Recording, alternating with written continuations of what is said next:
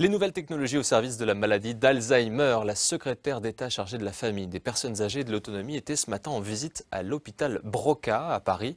Laurence Rossignol est venue constater que 21e siècle oblige, le numérique avait toute sa place dans un traitement médical. Valentine Poncy et Isabelle Audin.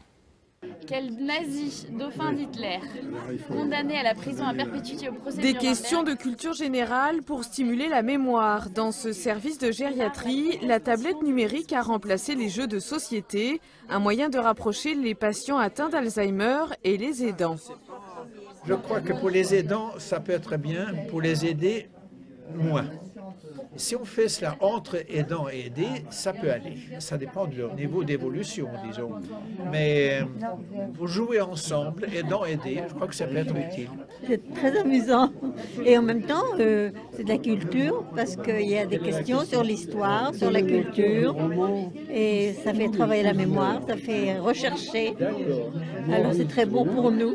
Ce programme d'entraînement de la mémoire a été élaboré par une petite start-up. Un travail mené avec les seniors pour connaître leurs jeux favoris et les professionnels de santé pour estimer leurs besoins.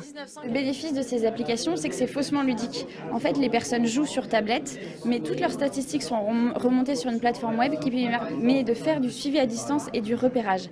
Toute la finalité est dans le soin. Ici, les tests de dépistage des troubles de la mémoire sont également numérisés.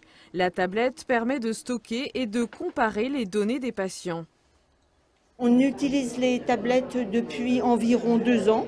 On est encore dans une phase de recherche où on essaye de voir si effectivement ces tablettes sont bien acceptées par les personnes et si elles permettent effectivement de collecter de façon satisfaisante les données pour pouvoir repérer les troubles et les suivre au long cours. Nos aînés deviendront-ils accros aux tablettes? En France, une vingtaine d'établissements comme celui-ci sont déjà équipés.